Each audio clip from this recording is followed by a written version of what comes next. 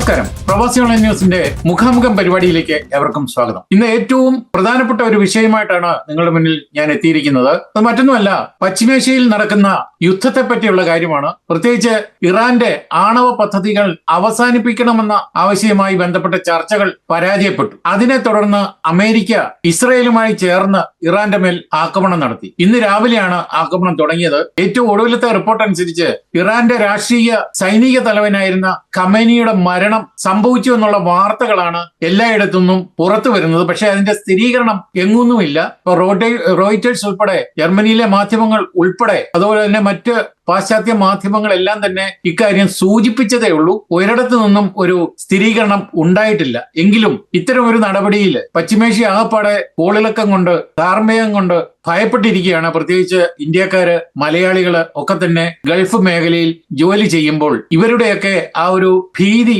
നമുക്ക് പറഞ്ഞറിയിക്കാൻ വയ്യാത്ത ഒരു കാര്യമാണ്. അതുകൊണ്ട് തന്നെ ഈ വിഷയത്തിലേക്ക് ഇന്ന് നമ്മോടൊപ്പം ചേരുന്നത് ഇറ്റലിയിൽ നിന്നും പ്രൊഫസർ ഡോക്ടർ ജോസ് ഫിലിപ്പാണ്. അദ്ദേഹം ഇന്ത്യൻ എക്സ്ക്ലൂസീവിന്റെ MD ആണ്. ഒപ്പം കൂടെ ചേരുന്നത് കേംബ്രിഡ്ജിന്റെ മുൻ മേയറും സോളിസിറ്ററും അഡ്വക്കേറ്റും കൂടിയായ ശ്രീ ബൈജു വർക്കി തിട്ടാലയാണ്. ഇരുവർക്കും മുഖാമുഖം പരിപാടിയിലേക്ക് സ്നേഹപൂർവ്വം സ്വാഗതം. നമസ്കാരം. നമസ്കാരം. നമസ്കാരം. Thank you.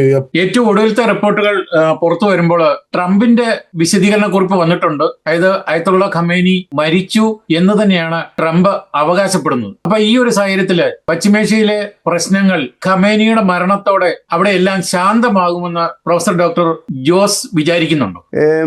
തീർച്ചയായിട്ടും നമ്മൾ ആഗോള ജിയോ പൊളിറ്റിക്കൽ എടുത്തു നോക്കുമ്പോഴത്തേക്കും അങ്ങനെ ഒരു സാധ്യത നമുക്ക് ഒരുപക്ഷെ ഉടനെ തന്നെ പറയാൻ പറ്റും നമ്മളുടെ ഈ ജിയോഗ്രാഫിക്കൽ പവർ വെച്ച്. പക്ഷേ ഒരു പശ്ചിമേഷ്യയിൽ ഏറ്റവും കൂടുതൽ ചുറ്റുമുള്ള മുസ്ലിം അല്ലെങ്കിൽ മറ്റുള്ള രാജ്യങ്ങളിൽ നമുക്കറിയാം, ഈ മുസ്ലിംസിൽ തന്നെ ഇവർ പല വിഭാഗങ്ങളുണ്ട്. അപ്പം ഇവിടുത്തെ നമ്മുടെ ഇറാനിലെ ആ മുസ്ലിം വിഭാഗവും ചുറ്റുമുള്ള മുസ്ലിംസും തമ്മിൽ വളരെ വ്യത്യസ്തമായിട്ടുള്ള മതചിന്തകളാണ്. അപ്പോൾ എന്നെ സംബന്ധിച്ചിടത്തോളം അവിടെ ഒരു സിവിൽ വാറാണ് ഇനി വരാൻ പോകുന്നത് എന്നുള്ളതാണ് ഞാൻ പ്രതീക്ഷിക്കുന്നത്. കാരണം അവിടെ നമ്മുടെ ഇറാൻ ഇത്രയും നാളും നമുക്കറിയാം 1979 മുതൽ ഷാ അവിടുന്ന് അവരുടെ മൊണാർക്കിക്കൽ ഭരണം നഷ്ടപ്പെട്ടത് മുതൽ ഏകദേശം 37, ഇപ്പോൾ ഖുമേനി തന്നെ 37 വർഷമായി ഈ സുപ്രീം അതോറിറ്റി ആയിട്ടിരിക്കുന്നത്. അപ്പോൾ ഈ സമയത്ത് ആ പ്രദേശത്തെ പശ്ചിമേഷ്യയെ പിടിച്ചു നിർത്തിക്കൊണ്ടിരുന്ന ഒരു ഫാക്ടർ എന്നാണ്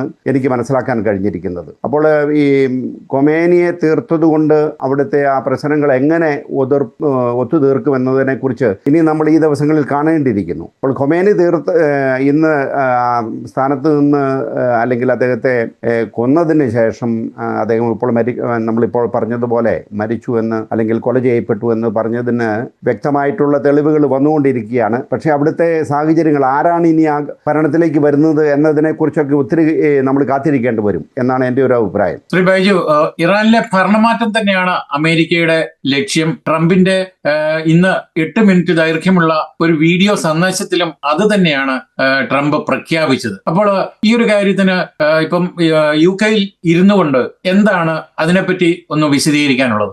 ഇപ്പോ ശ്രീ പ്രൊഫസർ ജോസ് പറഞ്ഞ പോലെ നമ്മൾ ഈ അമേരിക്കൻ അല്ലെ വെസ്റ്റ് നടത്തുന്ന ഇങ്ങനെയുള്ള അഗ്രഷൻസുകൾ നടന്ന അല്ലെ ഇൻവേഷൻസുകൾ നടന്ന അവിടെ റെജീം ചേഞ്ച്, ആ റെജീം ചേഞ്ചിന് വേണ്ടി ഈ അമേരിക്കയും ഈ നമ്മുടെ ഈ UN ഒക്കെ യൂസ് ചെയ്തുകൊണ്ട് പോയി ഇതിനു മുമ്പ് നടത്തിയിരിക്കുന്ന പല ഓപ്പറേഷനും അതിന്റെ ഇമ്പാക്ട് മാത്രം നോക്കിയാൽ മതി. ഉദാഹരണം അഫ്ഗാനിസ്ഥാനിൽ ഇപ്പൊ എല്ലാം ശരിയാക്കാന്ന് പറഞ്ഞായിരുന്നു ഈ നരനായിട്ട് അവിടെ നടത്തിയത്. എന്താണ് അഫ്ഗാനിസ്ഥാന്റെ അവസ്ഥ? അതുപോലെ ഇറാഖിൽ ഇത് തന്നെയായിരുന്നു ചെയ്തത്. സിറിയയില് ഈ 10-47 വർഷത്തോളവും ഈ ഇറാനിയൻ റെജീമിന് ഈ റൂട്ടുള്ള ഒരു സ്ഥലത്ത് പെട്ടെന്ന് ഞങ്ങൾ അങ്ങോട്ട് പോയി അവിടെ റെജീം ചേഞ്ച് ചെയ്യും എന്ന് പറയുന്നത് എത്ര കണ്ട് പ്രാക്ടിക്കൽ എന്ന കാര്യത്തിൽ എനിക്ക് സംശയമുണ്ട്. പിന്നെ ഇത് ലിറ്ററലി എന്നെ സംബന്ധിച്ച് ഞാൻ ഇതിനെ കാണുന്നത് ഒരു ലോയർ എന്നുള്ള രീതിയിൽ ഇതിന്റെ ലീഗൽ പെർസ്പെക്റ്റീവ് ഞാൻ കാണുമ്പോൾ എന്തൊരു കൃഷ്ണമേനോൻ ഈ UN സെക്യൂരിറ്റി കൗൺസിലിൽ നടന്നൊരു പ്രസംഗമുണ്ട്. ആ പ്രസംഗത്തിലെ ഒരു വഴി ഞാനത് ശരിക്കും പറഞ്ഞാൽ ഞാനിപ്പോ അത്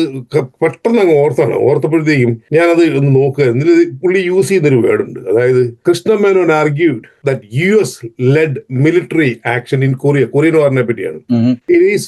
It amounted to imperialist aggression aggression rather than a genuine collective security. And എന്താ പറയുന്നത്, ഒരു അമേരിക്കൻ അഗ്രഷൻ, അമേരിക്കയും അല്ലെങ്കിൽ ഇപ്പൊ നമ്മുടെ ഈ ഇസ്രായേലും കൂടി നടത്തുന്ന ഒരു അഗ്രഷനായി മാത്രമേ എനിക്കിതിനെ കാണാൻ പറ്റൂ. അതിന്റെ കാരണം ഈ ചർച്ച നടന്നുകൊണ്ടിരിക്കുകയാണ്. സുരക്ഷാ കൗൺസിലിന്റെ അടിയന്തര യോഗം ഇപ്പോൾ നടക്കുന്നുണ്ട്. ആ യോഗം അല്ല ഞാൻ പറഞ്ഞ ഈ ഇറാനുമായിട്ടുള്ള ഈ ന്യൂക്ലിയർ പൊലിഫറേഷനുമായി ബന്ധപ്പെട്ടുള്ള കാര്യങ്ങളിൽ ഒമാൻ മുൻകൈ എടുത്തുകൊണ്ട് ചർച്ച നടന്നുകൊണ്ടിരിക്കുകയാണ്. അത് കഴിഞ്ഞ ദിവസം ഇന്നലത്തെ ന്യൂസിൽ ഞാൻ കണ്ടത് സക്സസ്ഫുൾ ആണെന്നാണ് കണ്ടത്. ഈ നെക്സ്റ്റ് വീക്ക് അടുത്തതിന്റെ സെക്കൻഡ് സ്റ്റേജ് സ്റ്റാർട്ട് ചെയ്യാനിരിക്കുകയാണ്. ആ സ്റ്റാർട്ട് ചെയ്യാനിരിക്കുമ്പോൾ ഈ അഗ്രഷൻ മനുഷ്യനെ കുരുതി കൊടുക്കാനല്ലാതെ യാതൊന്നും, ഇത് അവരുടെ ഇൻട്രസ്റ്റ് പ്രൊട്ടക്ട് ചെയ്യാൻ മാത്രമാണ്. അതായത് US-ന്റെ ഇൻട്രസ്റ്റിനൊക്കെ കൂടുതൽ ഇപ്പൊ ഏതാണ്ട് ഈ US എന്ന് പറയുന്നത് ഈ ഇസ്രായേലിന്റെ കോളനിയായി മാറി. അവരാണ് അവിടെ കാര്യങ്ങൾ തീരുമാനിക്കുന്നത്. അപ്പോ ഈ ചർച്ച നടക്കുമ്പോൾ എന്തിനാണ് ഇതിൽ അഗ്രഷനുമായിട്ട് പോകുന്നത്? അത് എനിക്കതിനെ അങ്ങനെ മാത്രമേ കാണാൻ പറ്റുള്ളൂ. ഇന്റർനാഷണൽ ലോയുടെ എല്ലാ വയലേഷൻസും ഇപ്പൊ UN സെക്യൂരിറ്റി കൗൺസിൽ ഞാൻ കണ്ടുകൊണ്ടിരിക്കുകയായിരുന്നു. അവരും പറയുന്നത് തന്നെയാണ്, ഇന്റർനാഷണൽ ലോ, ഇന്റർനാഷണൽ നോംസ് എല്ലാത്തിന്റെയും വയലേഷൻ ആണ്. ഇതെങ്ങനെയാണ് നമുക്ക് അണ്ടർസ്റ്റാൻഡ് എടുക്കാൻ പറ്റുന്നത്? പക്ഷെ അതിനകത്തൊരു കാര്യമുണ്ടല്ലോ, ഇപ്പൊ ആയത്തുള്ള ഖമേനി 37 വർഷം അവിടെ ഭരിച്ചിട്ടും അവിടെ ഒരു സാധാരണ ജനത്തിന് ഭയപ്പാടോടെ ജീവൻ സുരക്ഷയില്ലാതെ മുന്നോട്ട് പോകുന്ന ഒരു അവസരത്തിൽ ഈ സുരക്ഷാ കൗൺസിലിന് അവിടെ എന്തെങ്കിലും ചെയ്യാൻ സാധിച്ചോ എന്നുള്ള കാര്യം ഒന്ന് ചിന്തിക്കണ്ടേ? അല്ല, അപ്പൊ അങ്ങനെയാണ് എങ്കിൽ സുരക്ഷാ കൗൺസിലിന്റെ ഡയറക്ഷനോട് കൂടിയാണ് ഇവർ പോയിരിക്കുന്നത്, അല്ലല്ലോ. അതല്ല സമ്മതിച്ചു. അപ്പൊ ഇത് ചുമ്മാ വഴിയെ പോകുന്നതിനെ കയറി തല്ലുകയാണ്. നമ്മൾ അതാണ് ഇന്റർനാഷണൽ ലോ, UN ചാർട്ടർ എല്ലാത്തിന്റെയും ഗ്രേവ് വയലേഷൻ ആണ്. അവർക്ക് അവരുടെ റീസണിങ് പലതും ആവാം, പക്ഷെ അതിന് സെറ്റ് നോംസ് ആൻഡ് പ്രൊസീജിയേഴ്സ് ഇതൊന്നും ഫോളോ ചെയ്യാതെ അവരുടെ ഇൻട്രസ്റ്റ് പ്രൊട്ടക്ട് ചെയ്യാൻ വേണ്ടി മാത്രം. അങ്ങനെയാണ് ഇസ്രായേലില് ന്യൂക്ലിയർ ഉണ്ടോ ഇല്ലയോ? അവർക്ക് ന്യൂക്ലിയറിന്റെ കാര്യത്തിൽ അവർക്കൊരു തീരുമാനമില്ലേ? ഈ ഒരു ആർഗ്യുമെന്റിനോട് ജോസ് എന്താണ് പറയുന്നത്? സെക്യൂരിറ്റി കൗൺസിലിന്റെ അധികാരത്തോടോ അല്ലെങ്കിൽ അവരുടെ പെർമിഷനോടോ കൂടി ഒന്നും അല്ല നമ്മുടെ ട്രംപ് അദ്ദേഹത്തിന്റെ എല്ലാ പദ്ധതികളും നടപ്പാക്കുന്നത് എന്നുള്ളത് നമ്മൾ ഈ കഴിഞ്ഞ 1-2 വർഷങ്ങളായിട്ട് നമ്മൾ കണ്ടുകൊണ്ടിരിക്കുന്നതാണ്. ഇപ്പോൾ വെനസ്വേലയിൽ നടന്നത്, അതോടൊപ്പം തന്നെ പല കാര്യങ്ങളുണ്ട് നമുക്ക് പറയുവാനായിട്ട്. പക്ഷേ ഈ യുറാനിയം അല്ലെങ്കിൽ ന്യൂക്ലിയർ ഡെവലപ്മെന്റിനെ കുറിച്ച് പലതരത്തിലുള്ള അന്വേഷണങ്ങളും അല്ലെങ്കിൽ അവിടെ എൻവോയ്സ് പോയി അവരുടെ ആ ഡെവലപ്മെന്റിനെ കുറിച്ച് അന്വേഷണം നടത്തുമ്പോൾ അതിനകത്തൊന്നും ഇറാൻ സഹകരിക്കുന്നില്ല എന്നുള്ളതാണ് ഇപ്പോൾ അവസാനം പറയുന്നത്. അപ്പോൾ ഈ ഇറാനിൽ ഉണ്ടാക്കുന്ന ന്യൂക്ലിയർ ബോംബുകൾ അമേരിക്കയ്ക്ക് ഒരു ഭീകരത, ഒരു പേടിയാണ്. അതോടൊപ്പം തന്നെ അമേരിക്കൻ ജനങ്ങളെ രക്ഷിക്കാൻ വേണ്ടിയിട്ടാണ് ഞങ്ങളിപ്പോൾ ഇത് ചെയ്യുന്നത്. ഇതൊക്കെ ഒരു ബിസിനസ്, അല്ലെങ്കിൽ അദ്ദേഹം, നമ്മൾക്കറിയാം ട്രംപ് എപ്പോഴും ഒരു ബിസിനസ് എന്റർപ്രണർ ആണ്. അപ്പോൾ അതേ സ്റ്റൈലിലാണ് അദ്ദേഹം ചെയ്യുന്നത്. കാരണം സാമാന്യമായിട്ടുള്ള ജനകീയമായിട്ടുള്ള നമ്മുടെ UN കൗൺസില്, യുണൈറ്റഡ് നേഷൻസ്, ഇതൊക്കെ നമ്മൾക്ക് അമേരിക്കയിൽ ഇരിക്കുന്നുണ്ടെങ്കിൽ തന്നെയും അദ്ദേഹം സ്വന്തമായിട്ടുള്ള ഒരു പ്രവർത്തനത്തിലാണ് പലപ്പോഴും നമ്മൾ കണ്ടുകൊണ്ടിരിക്കുന്നത്. പക്ഷേ ഈ ഒരു അവസരത്തിൽ ഖൊമേനി അദ്ദേഹത്തിൻ്റെ റെജീം എങ്ങനെയാണ് ഈ നാശം ലോകത്തിന് നൽകുന്നത് എന്നുള്ളതിനെ കുറിച്ച് നമുക്കൊരു തെളിവുമില്ല. ഇപ്പം കഴിഞ്ഞ പ്രാവശ്യം തന്നെ അവരുടെ സൂപ്പർസോണിക്ക് പോയി ബോംബിട്ടപ്പോൾ നശിപ്പിച്ച യൂണിറ്റുകളൊന്നും എങ്ങനെയുണ്ടായിരുന്നു, അതെന്തൊക്കെ നശിപ്പിച്ചു എന്നുള്ളതിനെ കുറിച്ച് വ്യക്തമായിട്ടുള്ള തെളിവുകളൊന്നും ലോകത്തിന് കിട്ടിയിട്ടില്ല. അതിന്റെ റിപ്പോർട്ടുകൾ വന്നിരുന്നു, പക്ഷേ ഒരു കൃത്യമായിട്ടുള്ള ക്ലാരിഫിക്കേഷൻ നമുക്ക് എങ്ങൊന്നും അത് വായിച്ചെടുക്കാനോ അല്ലെങ്കിൽ നമുക്ക് മനസ്സിലാക്കാനോ പറ്റിയിട്ടില്ല. പക്ഷെങ്കിൽ ഇത് ലോകത്തിന് തന്നെ, ഇപ്പൊ അമേരിക്കക്ക് മാത്രമല്ല ലോകത്തിന് തന്നെ ഒരു ഭീഷണിയാണെന്നുള്ള ഒരു കാര്യം അത് ഏറെക്കുറെ വ്യക്തമല്ലേ? ഈ യുറേനിയം സമ്പുഷ്ടീകരിച്ചിട്ട് കൊണ്ടുവരുന്ന ഒരു കാര്യം എന്ന് ബൈജു അതിന്റെ ഒന്ന് തുടർച്ചയായി. ഇത് തന്നെയാണ് ഇറാഖി പറഞ്ഞത്, വെപ്പൺസ് ഓഫ് മാസ് ഡിസ്ട്രക്ഷൻ. ആ രാജ്യം തകർത്ത് തരിപ്പണായി കളഞ്ഞു. അല്ല, അതുകൊണ്ട് എന്ത് സംഭവിച്ചത്? അല്ല, അതാ പറഞ്ഞ കണ്ടുപിടിച്ചോ വെപ്പൺസ് ഓഫ് ഇല്ല. പക്ഷെ അവിടെ ആഭ്യന്തര കല, ഇപ്പം ജോസഫ് പറഞ്ഞു, ഞാൻ അത് തന്നെയാണ് പറയുന്നത്. അത് എന്ത് സംഭവിച്ചു, യാതൊരുവിധ തെളിവുമില്ലാതെ ചുമ്മാ ഓരോ ഇൻട്രസ്റ്റിന് വേണ്ടിയിട്ട് കയറി അറ്റാക്ക് ചെയ്യണം. അതപ്പോൾ നമ്മൾ കണ്ടുകൊണ്ടിരിക്കുന്നത്. ഇപ്പൊ ഞാൻ പറഞ്ഞത്, ശരിക്കും പറഞ്ഞാൽ sorry to use this terminology, ഈ ട്രംപ് ചുമ്മാ നമ്മുടെ ഈ കാള പിഞ്ഞാനിക്കടെ കയറും പോലെ ചുമ്മാ എന്തൊക്കെയാണ് കാണിച്ചുകൊണ്ടിരിക്കുന്നത്. അതായത് ഗ്രീൻലാൻഡിനെ പുള്ളിക്ക് വേണമെന്ന് പറയാണ്. നമ്മുടെ സിനിമയ്ക്കകത്ത് സുരേഷ് ഗോപി ആ ഇലക്ഷന് പറഞ്ഞില്ല, എനിക്ക് വേണം, ഞാനിത് ഇങ്ങനെ എടുക്കുക എന്ന് പറയുന്ന ലാഘവത്തോടെ. അതുപോലെ തന്നെ വെനസ്വേല യാതൊരുവിധ ഇന്റർനാഷണൽ നോംസോ ഇന്റർനാഷണൽ ഇന്റർനാഷണൽ ലോയോ ഫോളോ ചെയ്യാതെ ജോസ് പറഞ്ഞ പോലെ ട്രംപ് ഒരു കച്ചവടക്കാരനാണ്. ആ കച്ചവട മനസ്ഥിതിയാണ് പുള്ളിയെ.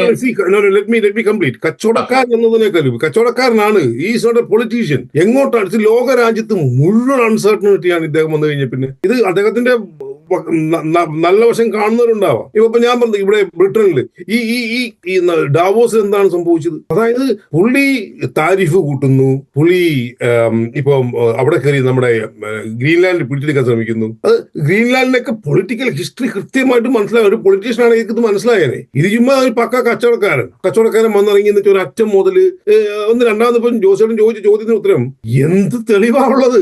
ഇത് തന്നെ തെളിവുണ്ട്. വെപ്പൺസ് ഓഫ് മാസ് ഡിസ്ട്രക്ഷൻ എന്ന് പറഞ്ഞൊരു മനുഷ്യനെ പച്ചയ്ക്ക് കൊന്നുകളയതേ. ആ രാജ്യത്ത് ഇപ്പോഴും നിൽക്കുന്ന അരാജകത്വം ഒരു തെളിവുമില്ലാതെ, ഇങ്ങനെ ഒരു ഇന്റർനാഷണൽ നോംസും ഇല്ലാതെ നമുക്ക് എങ്ങനെ ഈ ലോകത്ത് ജീവിക്കാൻ പറ്റും? പക്ഷെ ഇതിന്റെ അകത്ത് ഒരു കാര്യം കൂടെ ഒന്ന് ഓർമ്മിക്കേണ്ടതുണ്ട്. പ്രത്യേകിച്ച് ഇസ്രായേലും ഇറാനും തമ്മിലുള്ള ഒരു പ്രശ്നമുണ്ട്. ആ പ്രശ്നത്തെ മുറുകെ പിടിച്ചുകൊണ്ടാണ് അമേരിക്ക അല്ലെങ്കിൽ ട്രംപ് ഇങ്ങനെ ഒരു ഉദ്യമത്തിന് വന്നെന്ന് പറഞ്ഞാൽ അതിൽ തെറ്റുണ്ടോ? അത് തന്നെയാണല്ലോ ഞാൻ പറഞ്ഞേ. ഇപ്പൊ ഈ സാധാരണ നമ്മൾ ഈ അമേരിക്ക അല്ല ഇവിടുത്തെ ഇമ്പീരിയലിസ്റ്റ് ഇസ്രായേലാണ്. ഇസ്രായേലിന്റെ കോളനിയായി മാറി. ഇസ്രായേൽ പറയുന്ന അനുസരിച്ച് കാര്യങ്ങൾ ഓടുന്ന രീതിയിലേക്ക് അമേരിക്കൻസ് എത്തി. അതിന്റെ ഒരു പക്ഷേ ഈ ഇപ്പം ഇവൻ ഒബാമ ആയിരുന്നില്ലും ബിൽ ക്ലിന്റൺ ആയിരുന്നില്ലും ഒരു പക്ഷേ ഇതേ രീതിയിൽ ഇത് പോകാറുന്നത് എനിക്ക് സംശയമുണ്ട്. കാരണം ഇത് കംപ്ലീറ്റ് കാര്യങ്ങൾ ഈ ഇസ്രായേൽ തീരുമാനിക്കുകയാണ്, ഇസ്രായേൽ അടിക്കുകയാണ്. ഇതിപ്പോ ഈ ഒരു യുദ്ധത്തിന്റെ പശ്ചാത്തലത്തിൽ ഇപ്പോൾ ഏറ്റവും ലേറ്റസ്റ്റ് ആയിട്ട് വരുന്ന, അതായത് 9 രാജ്യങ്ങൾക്ക് യാത്രാ വിലക്കുണ്ട്. ഇപ്പം നമ്മൾ അതിലേക്ക് കടന്നു കഴിഞ്ഞാൽ ഇപ്പം ഗൾഫിൽ താമസിക്കുന്നവര് നാട്ടിലോട്ട് വരാനോ അല്ലെങ്കിൽ ഇവിടെ നിന്ന് യൂറോപ്പിൽ നിന്ന് നമ്മുടെ നാട്ടിലേക്ക് ഒന്ന് പോകണമെങ്കിൽ ഈ ഗൾഫ് മേഖലയിൽ പോകണമെങ്കിൽ ഇവിടെയെല്ലാം ഇപ്പോൾ തടസ്സം വന്നിരിക്കുക. അപ്പൊ അത് സാധാരണക്കാരനെ സംബന്ധിച്ച് ഇതൊരു വലിയ പ്രശ്നത്തിന്റെ നടുവിലേക്ക് നമ്മൾ അറിയാതെ തന്നെ ചെന്ന ഒരു സാഹചര്യമാണ് ഇന്ന് രാവിലെ മുതൽ ഉണ്ടായിരിക്കും. ഇപ്പൊ ഇന്നലെ വരെ നമുക്ക് അടിക്കുമോ അല്ലെങ്കിൽ യുദ്ധം ഉണ്ടാകുമോ എന്നുള്ള ഒരു ആശങ്ക ഉണ്ടെങ്കിലും വരികയില്ല എന്നുള്ളൊരു ചിന്ത നമ്മളെല്ലാം ഒരു ആശ്വാസത്തിലേക്ക് നയിച്ചുവെങ്കിലും ഇപ്പോൾ ഉണ്ടായിരിക്കുന്ന ഈ ഒരു സാഹചര്യം ഇത് മൊത്തത്തിൽ ഒരു ലോകത്തിന്റെ ഇക്കോണമിക്കൽ പ്രശ്നത്തിന് അതൊരു വലിയ വിലങ്ങുതടിയാകുമോ? അതിനെപ്പറ്റി ജോസ് എന്ത് പറയുന്നു? അല്ല, തീർച്ചയായിട്ടും യാത്ര എന്ന് പറയുന്നത് സാധാരണക്കാരെ സംബന്ധിച്ചിടത്തോളം ഇപ്പം ഇന്ന് തന്നെ ഇപ്പോൾ ഇന്ത്യക്കാർ അല്ലെങ്കിൽ കേരളക്കാർ എല്ലാം ദുബായിൽ അവിടെ വന്നിരിക്കുന്ന ഫ്ലൈറ്റുകളെല്ലാം അവിടെ നിർത്തിയിരിക്കുകയാണ്. അപ്പോൾ അത് എയർ കമ്പനികൾക്ക് തന്നെ ഒരു ബുദ്ധിമുട്ടാണ്. അവർക്കെല്ലാം അക്കോമഡേഷൻ കൊടുക്കണം. അതെല്ലാം ഒരു വലിയ പ്രതിസന്ധിയിലേക്കാണ്. ഇപ്പോൾ ഇന്ന് കുറച്ച് മുമ്പ് ഞാൻ ഇറ്റാലിയൻ TV-യിൽ പറയുന്നു, ഇറ്റാലിയൻ പ്രതിരോധ മന്ത്രി അവിടെ ദുബായിൽ പോയതാണ്, പക്ഷെ അവിടെ കുടുങ്ങിയിരിക്കുകയാണ്. അപ്പോൾ അദ്ദേഹത്തിന് അവിടുന്ന് പോരാനുള്ള ആ ബുദ്ധിമുട്ടാണ്. അപ്പോൾ അതുപോലെ ഈ ഒരു കാര്യത്തിൽ എനിക്ക് തോന്നുന്നില്ല ഇത് ആ വിലക്കുകളൊക്കെ എനിക്ക് തോന്നുന്നു ഈ ദിവസങ്ങളിൽ നാളത്തെ കഴിഞ്ഞൊക്കെ ആയിട്ട് തീരുമെന്നാണ് ഞാൻ വിചാരിക്കുന്നത്. കാരണം ആർക്കും തന്നെ ഇതുപോലെയൊരു വലിയ യുദ്ധത്തിന്, പഴയ പോലെയുള്ള യുദ്ധത്തിന് ഇനി താല്പര്യമില്ല. അപ്പോൾ ഇത് നമ്മുടെ ബൈജു പറഞ്ഞതുപോലെ ഇപ്പോഴത്തെ ഒരു കാലത്ത് എനിക്ക് തോന്നുന്നില്ല ഈ യുദ്ധങ്ങളൊക്കെ നമുക്ക് എംബാർക്കിംഗ് പ്രതിരോധം കൊണ്ടാണ് നമ്മളിപ്പം ഇറാനെതിരെ പ്രതിരോധങ്ങൾ വരുത്തുക, ഇതുപോലെ മനുഷ്യക്കെടുതി കൊടുത്തുകൊണ്ട് പഴയ രീതിയിലുള്ള ബാർബരിക് ആയിട്ടുള്ള യുദ്ധങ്ങൾ ഒരുപക്ഷെ നിർത്തേണ്ടിയിരിക്കുന്നു. ഇപ്പോൾ ഇറാനെതിരെ എന്തുമാത്രം കാര്യങ്ങൾക്ക് നമ്മളുടെ ഉപരോധങ്ങൾ നമുക്ക് ഏർപ്പെടുത്തുവാൻ സാധിക്കും. അപ്പോൾ അങ്ങനെയൊക്കെയാണ് ഈ യുദ്ധങ്ങൾ ഇനി വരേണ്ടതെന്നുള്ളതാണ് എൻ്റെ ഒരു അഭിപ്രായം. കാരണം നമ്മൾ വളരെ ഡെവലപ്ഡ് ആയിട്ടുള്ള ഒരു സ്റ്റേജിലേക്ക് വളർന്നുകൊണ്ടിരിക്കുന്ന നമ്മൾ ഇതുപോലെയുള്ള പ്രാകൃതമായിട്ടുള്ള യുദ്ധങ്ങൾ മനുഷ്യനെ നശിപ്പിച്ചു കളയും. ഒരു കാരണവശാലും ഒരു കുറ്റവും ചെയ്യാത്തവരാണ് ഈ യുദ്ധത്തിൽ. ഇപ്പം നമ്മൾക്ക് നാളെയൊക്കെ അറിയാം എന്തുമാത്രം ആൾക്കാരാണ് ഇറാനിൽ മരിച്ചിരിക്കുന്നതെന്നും. 201 പേര് ഇതുവരെ മരിച്ചിട്ടുണ്ടെന്നുള്ള ലേറ്റസ്റ്റ് റിപ്പോർട്ട് റോയിറ്റേഴ്സിന്റെ ഞാൻ കണ്ടു. ഇപ്പൊ 201 പേര് മരിച്ചു, ഏതാണ്ട് 750ഓളം പേര് പരിക്കേറ്റതായിട്ടും പ്രാഥമികമായിട്ടുള്ള റിപ്പോർട്ടാണ്. പക്ഷെ അത് എത്രമാത്രം അതിന്റെ തീവ്രത ഉണ്ടെന്നുള്ളത് നമുക്കിപ്പോൾ പറയാൻ പറ്റില്ല. അത് വരും ദിവസങ്ങളിൽ അതിനെപ്പറ്റിയുള്ള റിപ്പോർട്ട് വരും. ഇപ്പൊ ഈ പറഞ്ഞല്ലോ, പ്രതിരോധം തീർത്തുകൊണ്ട് അല്ലെങ്കിൽ ഒരു രാജ്യത്തെ എല്ലാ തരത്തിലും ശ്വാസം മുട്ടിച്ചുകൊണ്ട് ഇവരെ മുട്ടുമടക്കിക്കണം എന്നുള്ള ഒരു ചിന്താഗതി ജോസഫ് പറഞ്ഞപ്പോൾ ഒരു ഉദാഹരണത്തിന് ഇപ്പം പുടിനെതിരെ യൂറോപ്യൻ യൂണിയൻ പ്രയോഗിക്കാവുന്നതെല്ലാം പ്രയോഗിച്ചിട്ടും എന്തെങ്കിലും പുടിന്റെ അടുത്ത് അല്ലെങ്കിൽ റഷ്യയുടെ പലയിടത്തും നടന്നു. പക്ഷെ അത് പിന്നെ യൂറോപ്യൻ യൂണിയന് പ്രതിരോധം എന്ന് പ്രകടിപ്പിച്ചെങ്കിലും ഓരോ രാജ്യങ്ങളും അവർക്ക് ആവശ്യമുള്ള ഇന്ധനങ്ങൾ ഈ റഷ്യയിൽ നിന്ന് വാങ്ങിക്കൊണ്ടിരുന്നു. മനസ്സിലായല്ലോ. അപ്പൊ ഇവിടെ ഒരു ഇരട്ടത്താപ്പാണ് നടന്നുകൊണ്ടിരിക്കുന്നത് പലപ്പോഴും. അപ്പൊ അത് വ്യക്തമാക്കിക്കൊണ്ട് മാത്രമേ നമുക്ക് ഇങ്ങനെയുള്ള ഒരു പ്രതിസന്ധിയെ എല്ലാ രാജ്യങ്ങളും ഒന്നിച്ച് ഇപ്പം നമ്മൾ യൂറോപ്യൻ യൂണിയനകത്ത് തന്നെ സാഞ്ചസ്, അതായത് സ്പെയിൻ്റെ പ്രധാനമന്ത്രി, അദ്ദേഹം അമേരിക്കക്കെതിരായിട്ടാണ് സംസാരിച്ചിരിക്കുന്നത്. അപ്പോൾ ഏകീകൃതമായിട്ടുള്ള ഒരു യൂറോപ്യൻ അഭിപ്രായം നമുക്ക് നാളെ ഒരുപക്ഷെ നമുക്കറിയാൻ പറ്റും എങ്ങനെയാണ് അവരുടെ ആ ഒരു ഈ പ്രതിസന്ധിയെ നേരിടുന്നത് എന്നുള്ളത്. കൂടുതൽ എനിക്ക് തോന്നുന്നത് UN കൗൺസിൽ കൂടുതൽ ശക്തമാകണം. കാരണം ഇതുപോലെയുള്ള കാര്യങ്ങളിൽ ഉപരോധമാണ് ഏറ്റവും പ്രധാനപ്പെട്ടത്. കാരണം ഇനി നമുക്ക് മനുഷ്യക്കെടുത്ത് കൊടുക്കുക എന്നുള്ളത് എനിക്ക് മനസ്സിലാകുന്നില്ല. ഇതുപോലെയുള്ള ഈ ട്രംപ് അതുപോലെയുള്ള ആൾക്കാർ ഈ യുദ്ധങ്ങൾ, അതായത് പെട്ടെന്ന് യുദ്ധത്തിന് വേണ്ടി പോവുക. ഇസ്രായേലിനെ സംബന്ധിച്ചിടത്തോളം അവർക്ക് ആവശ്യമുണ്ടായിരുന്നു. ഇസ്രായേൽ രാജ്യമില്ലെന്ന് ഇറാൻ വ്യക്തമാക്കിയതാണ്. ഈ ഇസ്രായേലിനെ ഈ ഭൂമിയിൽ നിന്ന് തിരോധാനം ചെയ്യപ്പെടുമെന്നും അതുപോലെ തന്നെ ഹിസ്ബുള്ള അതുപോലെയുള്ള ഓർഗനൈസേഷന് പണം നൽകിക്കൊണ്ടിരുന്നത് ഇറാനാണെന്നാണ് പറയുന്നത്. നമുക്കതിനെക്കുറിച്ച് വ്യക്തമല്ല. അപ്പൊ ഇതൊക്കെ അവരുടെ ഒരു ബാക്ക്ഗ്രൗണ്ടാണ്, ഓരോരുത്തരുടെയും പേഴ്സണൽ ആയിട്ടുള്ള കാര്യങ്ങളാണ് ഇതൊക്കെ. അതുപോലെ ഇപ്പം ഇന്ന് രാവിലെ തൊട്ട് നമ്മുടെ ക്രൂഡ് ഓയിലിന്റെ വില അതിക്രമേണ കൂടി എന്നുള്ള ഒരു കാര്യം പുറത്തു വരുന്നുണ്ട്. അപ്പൊ ഇത് ഇക്കോണമിയെ ബാധിക്കും അല്ലെങ്കിൽ സാധാരണക്കാരനെ ബാധിക്കും എന്നുള്ളതിന്റെ ഒരു തെളിവ് ആണെന്ന് വിചാരിക്കുന്നുണ്ടോ ബൈജു ഇക്കാര്യത്തില്? ഞാൻ റീഡിങ് ഇപ്പം കാരണം ജോസേട്ടൻ തന്നെ പറഞ്ഞു 200 ആളുകൾ മരിച്ചു കഴിഞ്ഞിരിക്കുന്നു. നിരപരാധിയായ കുട്ടികളും സ്ത്രീകളും ഒക്കെയാണ്. അതിനിടയ്ക്ക് നമ്മളെ പോലെയുള്ള ആളുകളുടെ യാത്രയോ എക്കണോമിയുടെ പൈസ ഇച്ചിരി കൂടുന്നോ കുറയുന്നതിനോ ഒന്നും ഒരു പ്രശ്നമായി ചർച്ചയ്ക്ക് പോലും വെക്കാൻ ഞാൻ തയ്യാറില്ല. കാരണം അത് നമ്മൾ കാണിക്കുന്ന ഒരു അൺഫെയർ അപ്രോച്ചാണ്. പാവപ്പെട്ട നിരപരാധിയായ കുട്ടികൾ, സ്ത്രീകൾ മരിക്കുമ്പോൾ നമ്മൾ എവിടെയെങ്കിലും എയർപോർട്ടിൽ ട്രാപ്പിലായി പോയാലോ അല്ലെങ്കിൽ നമ്മുടെ അരി മേടിക്കുമ്പോൾ കാശ് കൂടിയാലോ അതല്ല നമ്മുടെ യഥാർത്ഥ പ്രശ്നം. ഇതുകൊണ്ട് അനുഭവിക്കുന്ന ആളുകൾ. പാലസ്തീനിൽ എന്തുവരെ ആളുകളെ കൊന്നൊടുക്കുന്നത്, എന്തുവരെ ആളുകളെയാണ് കൊന്നത്. ഇതൊരു മാനുഷിക പ്രശ്നമായിട്ട് തന്നെ മാനുഷിക പ്രശ്നമായി മാത്രം കണ്ടെത്തുക എന്നുള്ളതാണ്. പിന്നെ ഇതിന് ഇപ്പം മറ്റേ പ്രൊഫസർ ജോസ് പറഞ്ഞ പോലെ യൂറോപ്യൻ ലീഡേഴ്സ് ഇതിൽ ഡിവൈഡഡ് ആണ്. അതായത് ഇപ്പൊ നോർവീജിയൻ ഫോറിൻ മിനിസ്റ്റർ പറഞ്ഞത് it is violation of international law. അപ്പൊ ഇപ്പം ബ്രിട്ടൻ പാർട്ട് ഓഫ് ഇറ്റ്. അപ്പോ നിങ്ങളുടെ അവിടെ ഒരു കൃത്യമായി നിങ്ങളുടെ ഇറ്റലിയിലാണെങ്കിലും ജർമ്മനിലാണെങ്കിലും ശരി അവരിതിനെ കൺട്രോൾ ചെയ്തിട്ടില്ല. ഇത് അഗ്രഷൻ ആണ് എന്നുള്ള കാര്യത്തിൽ ഏതാണ്ട് എല്ലാവരും എഗ്രി ചെയ്യുന്നുള്ള എന്റെ വിശ്വാസം. അതുപോലെ ഞാനൊരു സംഭവം പറയാം. ഞാൻ ഏതോ ഒരു ആർട്ടിക്കിൾ ഞാൻ എഴുതിയിരുന്നു. ഈ എപ്സ്റ്റീൻ ഫയൽ പുറത്തു വന്നപ്പോഴേ ഈ ഇറാനിൽ അമേരിക്ക തല്ലുണ്ടാക്കുന്ന കയറി അറ്റാക്ക് ചെയ്യുന്നതിൽ എനിക്കൊരു സംശയവും അന്നില്ലായിരുന്നു. അതിന്റെ കാരണം ഈ എപ്സ്റ്റീൻ ഫയലില് ഈ ട്രംപിനെ സംബന്ധിച്ചിടത്തോളം വല്ലാത്തൊരു ഷാഡോയിൽ കൊണ്ടു നിർത്തിയിരിക്കുകയാണ്. ആ വിഷയം ഡൈവേർട്ട് ചെയ്യാൻ ഈ പുള്ളി ലോകം മുഴുവൻ പ്രശ്നങ്ങൾ ഉണ്ടാക്കിക്കൊണ്ടിരിക്കും എന്നുള്ള കാര്യത്തിൽ ഞാൻ അന്ന് ഒരു ചർച്ചയിൽ പറയുകയാണോ ഒരു ആർട്ടിക്കിൾ എഴുതുകയാണെന്ന് എനിക്കറിയത്തില്ല. ഏതാണ് അന്ന് ഞാൻ എഴുതി കൃത്യമാണെന്നുള്ളതാണ് എൻ്റെ റീഡിങ്. പിന്നെ നമ്മളെ സംബന്ധിച്ച് പിന്നെ ഈ ട്രംപ് യാതൊരുവിധ കൺട്രോളും ഇല്ലാതെ എന്താ ചെയ്യുന്ന മനസ്സിലാകാതെ ഇത് വലിയ അപകടകരമായ അവസ്ഥയാണ്. ഇപ്പൊ നമ്മൾ ലോകം മൊത്തം ഫേസ് ചെയ്യുന്ന ഏറ്റവും വലിയ അപകടകരമായ അവസ്ഥയാണ്. അല്ല, അമേരിക്കയെ പറ്റി പറയുമ്പോൾ ലോക പോലീസ് എന്നല്ലേ പറയുന്നത്. ഇതിനെതിരെ കൃത്യമായി സ്റ്റാൻഡ് എടുത്തത് ഡാവോസിൽ മാർക്കാണിയാണ്. മാർക്കാണി പറഞ്ഞ് ഇതിനെതിരെ ഇങ്ങനെ മുമ്പോട്ട് പോകാൻ പറ്റത്തില്ല. അതിപ്പം നമ്മുടെ കാനഡയും അമേരിക്കയും തമ്മിലുള്ള ഒരു ഒരസലിന്റെ മറുവശമാണ് മാർക്കാണി പറഞ്ഞത്. അല്ല, ഒരസൽ തുടക്കം മുതലേ ഉണ്ടല്ലോ. മാർക്കാണി അവിടെ ഇലക്ഷൻ ജയിക്കുന്നത് അമേരിക്കയിൽ പ്രസിഡന്റ് ട്രംപ് ആയതുകൊണ്ടാണ്. ട്രംപിനെതിരെ പുള്ളി കൃത്യമായ നിലപാടെടുത്തോണ്ടാണ്. അതെ, അത് സമ്മതിക്കുന്നു. കാണിക്കുന്നത് ഇത് ശരിയല്ല.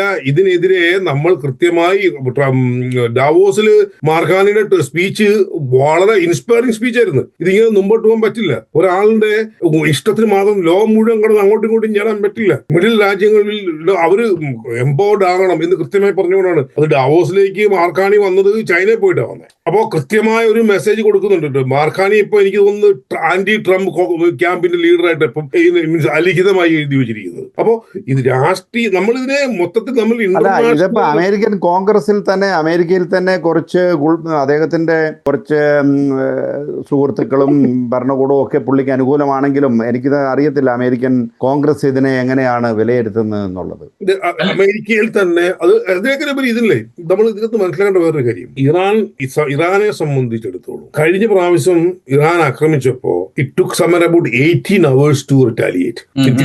18 മണിക്കൂർ മേളിൽ അങ്ങോട്ട് വന്നു. ഇത് വെറും വിത്തിൻ അവേഴ്സിനകത്ത് അവർ തിരിച്ചിരിക്കും. കാരണം അവരെ സംബന്ധിച്ചിടത്തോളം ഇത് ഡു ഓർ ഡൈ സിറ്റുവേഷൻ ആണെന്നുള്ള എന്റെ ഒരു റീഡിങ്. ഇത് എങ്ങോട്ടും മുതൽ ഒന്നും ചെയ്യാൻ സമ്മതിക്കില്ല. നെഗോഷിയേഷൻ പറഞ്ഞാൽ നെഗോഷിയേഷൻ തയ്യാറല്ല. ചർച്ച നടക്കുന്നതിന്റെ ഓക്കെ, ചർച്ച തീർന്നിട്ട് പൊളിഞ്ഞിട്ട് പരാജയപ്പെട്ടിട്ടാണ് നിങ്ങൾ അടിക്കാൻ പോകുന്നെങ്കിൽ okay, at least for the sake of it someone can argue it, yes, because of this we are attacking. ചർച്ചയിൽ അമേരിക്ക ഒന്ന് പറഞ്ഞു അമേരിക്ക മുന്നോട്ട് വെച്ച ആശയങ്ങളും അതുപോലെ ഇവരൊരു ഉടമ്പടിക്കാണല്ലോ അമേരിക്ക ശ്രമിച്ചുകൊണ്ടിരുന്നു. അപ്പൊ ആ ഉടമ്പടിക്ക് ഞങ്ങൾക്ക് താല്പര്യമില്ല എന്ന് പറഞ്ഞപ്പോൾ തന്നെ ചർച്ച അവിടെ പരാജയപ്പെട്ടില്ലേ? നോ നെക്സ്റ്റ് വീക്കിൽ വീണ്ടും ചർച്ച നടക്കുവാന്ന്. ഇതിപ്പോ ഇന്നലെ വരെയും ഒമാന്റെ ഒരു മിനിസ്റ്റർ ആയിരുന്നു ഇതിന്റെ മീഡിയേറ്റർ ആയിട്ട്. ഒമാന്റെ മിനിസ്റ്റർ ആയിരുന്നു, ശരിയാണ്. അപ്പൊ അദ്ദേഹം ഇത് പ്രോഗ്രസീവ് ആണ് എന്നുള്ളൊരു ഉത്തമ വിശ്വാസത്തിലാണ് ഈ കഴിഞ്ഞ നമ്മൾ ഇത് തുടങ്ങുന്നതിന് ഏതാനും മണിക്കൂർ മുമ്പ് വരെയും ഇതിനെക്കുറിച്ച് പറഞ്ഞുകൊണ്ടിരുന്നത്. പക്ഷേ ഇന്നലെ ഇത് കൺഫേംഡ് ആണ്, ഞാൻ വായിച്ചതാണ്, ന്യൂസ് ഞാൻ വായിച്ചത്. നെക്സ്റ്റ് വീക്കില് അടുത്ത സ്റ്റേജ് സമ്മതിക്കുന്നേ, ഞാനിത് കണ്ടു. പക്ഷെങ്കിൽ ഇന്നലെ രാത്രി ട്രംപിന്റെ ആ ഒരു പ്രഖ്യാപനം ഉണ്ടായി. ഇന്ന് രാവിലെ തന്നെ, ഇപ്പൊ നമ്മുടെയൊക്കെ സമയം രാവിലെ തന്നെ ഇതിന്റെ ആ ഒരു മിലിറ്ററി ആക്ഷൻ തുടങ്ങിയപ്പോൾ തന്നെ ഇതിനൊരു ബ്രീച്ച് ആണ് ഉണ്ടായിരിക്കുന്നത്. കാരണം ഈ ചർച്ചയ്ക്ക് അല്ലെങ്കിൽ ചർച്ചയുടെ പുരോഗമിക്കുന്ന കാര്യങ്ങളെ പറ്റിയുള്ള ഒരു ബ്രീച്ച് അവിടെ ഉണ്ടായി. അതിനുശേഷം അത് ഇസ്രായേലാണ് തുടങ്ങി വെച്ചത്. അതിനുശേഷം അമേരിക്ക വീണ്ടും സപ്പോർട്ട് ചെയ്തു. അത് ഏകദേശം 6 അല്ല 8 രാജ്യത്ത്, അതുകൊണ്ട് തന്നെ ഇറാന്റെ പ്രതിരോധം ഉണ്ടായപ്പോൾ 8 രാജ്യത്താണ്, ഗൾഫ് രാജ്യത്താണ് അതിന്റെ ആഫ്റ്റർ ഇഫക്റ്റ് ഉണ്ടായെന്ന് കൂടി ഓർക്കണം. ഇവിടെ എല്ലാം മലയാളികൾ, ഇന്ത്യക്കാര് വർഷങ്ങളായിട്ട് ജോലി ചെയ്ത് കുടുംബവും ആയിട്ട് ജീവിക്കുന്നവരും അല്ലെ നാട്ടിലുള്ള കുടുംബത്തെ പോറ്റുന്നവരുമാണ്. ഇതൊക്കെ തന്നെ ഈ ഒരു പ്രശ്നത്താൽ നമ്മുടെ ഇന്ത്യക്കാർക്കല്ലേ മലയാളികൾക്ക് കൂടുതൽ പ്രശ്നം ഉണ്ടാകില്ല എന്നുള്ള കാര്യം കൂടി ചിന്തിക്കേണ്ടിയിരിക്കും. അല്ല, അത് തീർച്ചയായിട്ടും നമ്മുടെ യൂസഫ് അലി കുറച്ച് മുമ്പ് പറഞ്ഞത് നമ്മൾ വാട്സപ്പിനകത്തൂടെ കേട്ടില്ലേ? ഞാനത് കേട്ടു.